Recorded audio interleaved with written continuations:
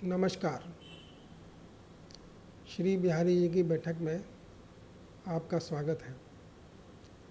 मैं हूँ शैलेंद्र कुमार भारद्वाज। श्रीमद् भगवद गीता के द्वितीय अध्याय के 7वें श्लोक में अर्जुन कहते हैं, हे प्रभु, अब मैं अपनी कृपण दुर्बलता के कारण अपना कर्तव्य भूल चुका हूँ और सारा धैर्य खो चुका हूँ। ऐसी अवस्था में मैं आपसे पूछ रहा हूँ कि जो मेरे लिए श्रेयस्कर हो उसे निश्चित रूप से बताएं। अब मैं आपका शिष्य हूँ और आपका शरणागत हूँ, कृपया मुझे उपदेश दें।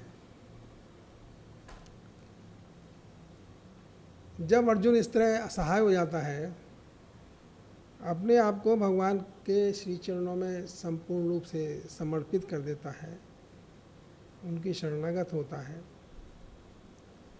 तो भगवान श्री कृष्ण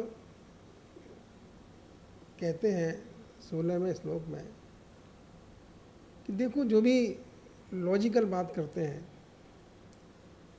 जो लोग बुद्धिमान हैं,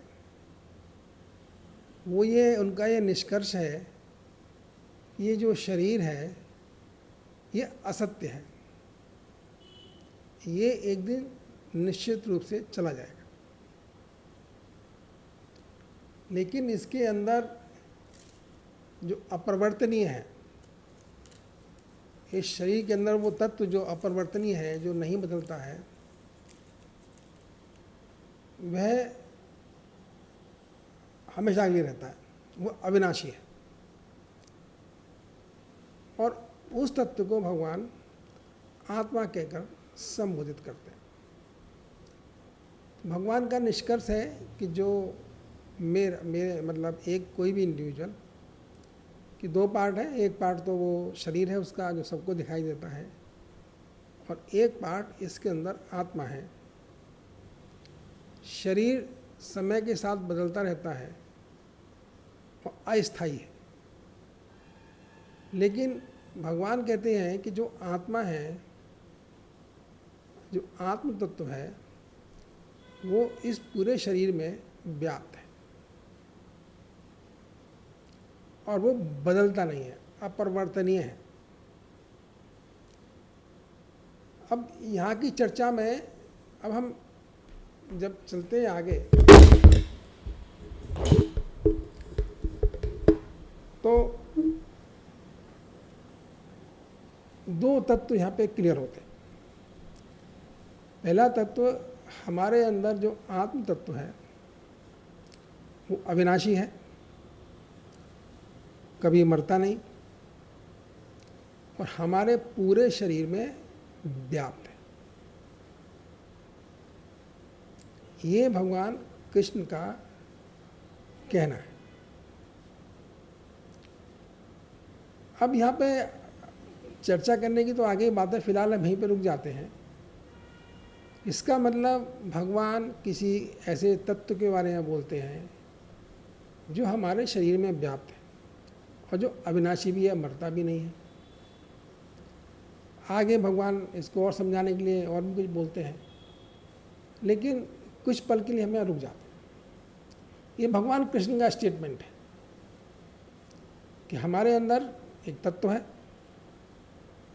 जिसको वो आत्मा नाम से पुकारते हैं और जो हमारे पूरे शरीर में व्याप्त है और वो अपरिवर्तनीय है, वो परिवर्तित नहीं होता। अब ये भगवान कृष्ण का स्टेटमेंट है और पूरा सनातन धर्म, भारतीय दर्शन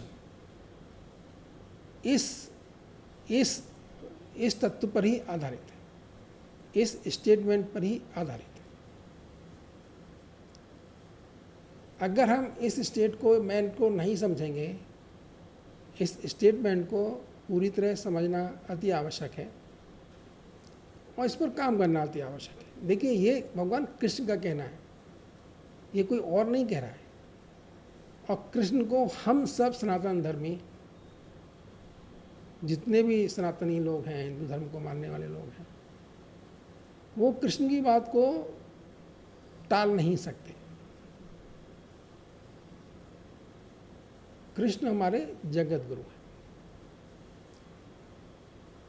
तो हमको उन्होंने एक टारगेट दिया, एक ऑब्जेक्टिव दिया कि हमारे अंदर, इस शरीर के अंदर एक आत्मा है जो पूरे शरीर में व्याप्त है और जो कभी मरता नहीं, अपरिवर्तनीय है, वो कभी परिवर्तित नहीं होता।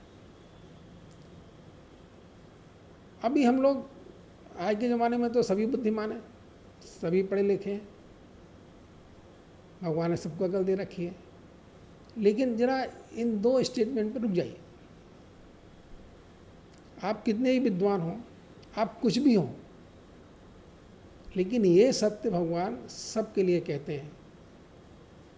मेरे लिए भी कहते हैं, आप सबके लिए भी कहते हैं, सबके लिए कहते हैं, अपने लिए भी कहते हैं। वो अपनी बात बाद में करेंगे, फिलहाल तो हम सबके लिए कहते हैं।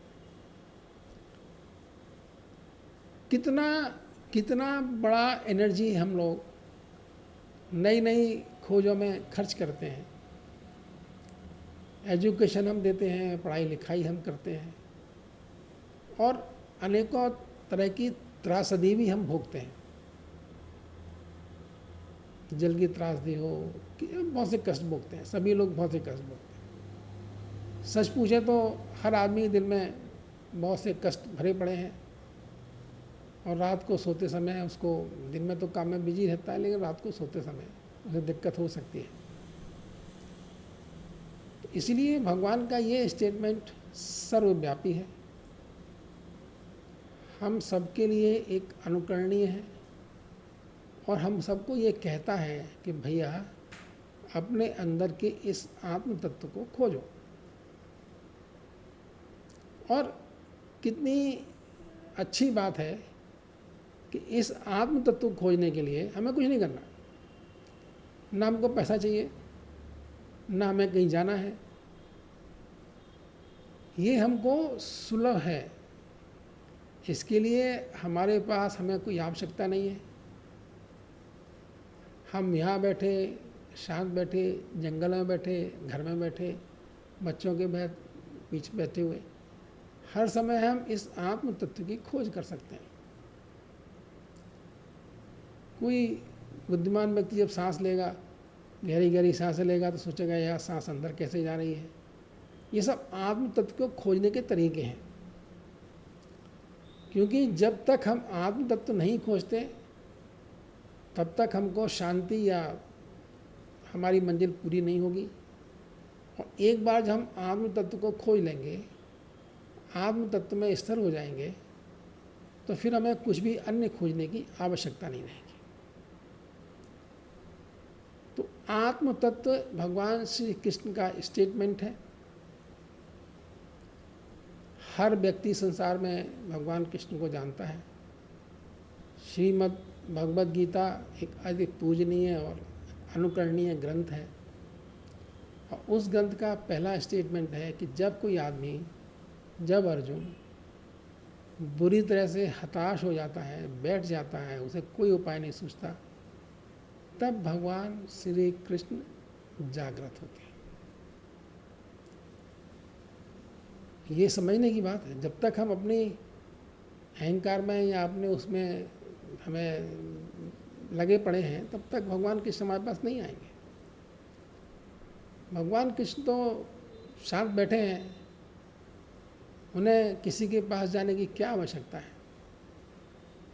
जो पूरी दुनिया को ज्ञान का उपदेश देता है, उसके लिए किसी की क्या ज़रूरत है भाई? कौन उसको क्या दे सकता है? तो भगवान कृष्ण को तो किसी से कुछ चाहिए नहीं। वो तब परेशान होते हैं, वो तब बोलते हैं जब कोई व्यक्ति बहुत बुरी तरह से हताश हो जाता है। इसलिए जैसे मैंने शुरू में बोला कि 7वें श्लोक में अर्जुन अपने आप को पूरा समर्पित कर देता है। कहता है भाई मुझे अब कुछ समझ में नहीं आ रहा, मैं अति मोहग्रस्त हो चुका हूँ, मेरी बुद्धि कुंठित हो गई है, मेरी बुद्धि, मेरा शरीर, मेरा मन सब बैठ गया है, मुझ पर कुछ नहीं होगा। भगवान अब मैं आपके ही सब बोल रहे हैं, अब आप ही जानो, आप मुझे बताओ मैं क्या करूं, क्योंकि मैं तो अब कुंठित, मैं तो हताशाग्रस्त हूँ। मुझे कुछ समझ में ही नहीं आ रहा है कि मैं क्या करूं। तो जब भी किसी भी व्यक्ति की ऐसी दशा होती है जैसी अर्जुन की है, तो भगवान कृष्ण उसके पास आ जाते हैं। ये मान लेना, ये स्टेटमेंट भी आप मान लेना। और अगर आप ऐसे नहीं हैं, आपने वो दिन कभी देखा नहीं है, ऐसा दिन जब आप इतने परेशान हो जाएं, तो भगवान कृष्ण आपके पास नहीं आने वाले। भगवान कृष्ण के आने की प्रथम कंडीशन ये है कि आपके सब सारे टूट गए हों, जब आपकी बुद्धि काम ना कर रही हो, जब आपको कोई मार्ग सूझ ना रहा हो और आप परेशानियों में घिरे बैठे, और उस समय यदि आप भगवान को पुकारते हैं, कृष्ण को पुकारते हैं, तो फिर कृष्ण आ जाते हैं, बोलते हैं, समझाते हैं। ये तब भी सत्य था जब गीता बोली गई, और ये आज भी सत्य है। इसमें जो कुछ कहा जा रहा है ये पहले भी था और आज भी। तो हमें एक क्लू मिला, हर बुद्धिमान व्यक्ति को क्लू मिला कि भाई देखो, तुम्हारे अंदर एक आत्म तत्व है, शरीर से मोह करने की बहुत आवश्यकता नहीं है, ठीक है, इसकी सुरक्षा करना, इसका सही ध्यान रखना ये हमारा कर्तव्य है, लेकिन इसके बहुत भरोसे रहने की आवश्यकता नहीं। और शरीर के साथ जो शरीर की इंद्रियां हैं उन पर भी बहुत भरोसा नहीं करिए, सब झूठ बोल देते हैं। आंखें गलत देख के निष्कर्ष निकाल लेती हैं, कान जो वाणी सुनते हैं उसमें भी गलत फहमी होती है। अल्टीमेटली हमारी हर फहमी को दूर करने का दायित्व तो हमारे अंतर मन में है ना, जो हमारे अंदर बैठा है। वही तो हमें बताता है क्या सही है क्या। आंखें बेचारी क्या कहेंगी, आंखें तो जड़ हैं। कान क्या कहेंगे, कान भी जड़ हैं। ये तो वो सिर्फ सेंसर है, मशीन है, एक इन्फॉर्मेशन हमारे पास दे देती हैं।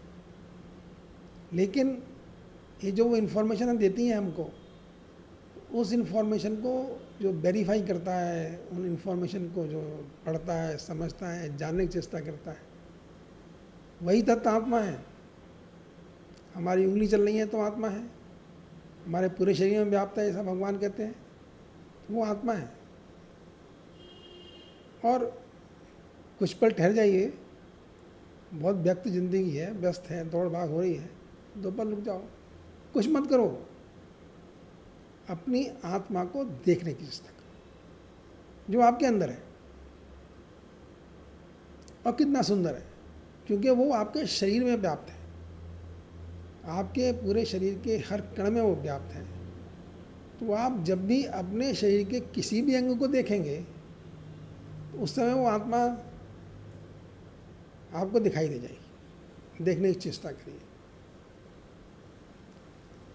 इस बात के आगे मैं थोड़ा सा कुछ बोलना चाहता हूँ।